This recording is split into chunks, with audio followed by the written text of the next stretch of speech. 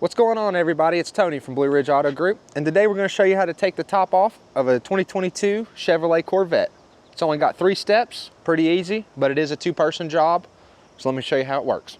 All right, so it's pretty simple. All you got to do is fold down the sun visor on each side, and you're going to have a little latch here that flips right over, and then you're going to have a piece right above your head that you just push to release. All right, everyone, once you've undone the 3 latches underneath the top, you're gonna reach down and go ahead and pop the trunk. Let it sit just like that.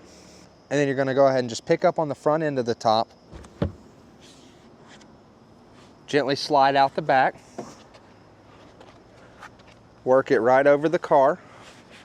Since you've already popped the hood, or the trunk, you can just raise it up. And you can set it right down inside these 2 little tracks. Just the cover right there. Always give it a good little shimmy.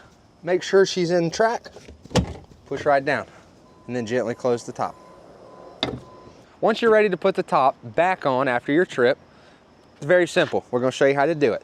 You want to start by popping the trunk.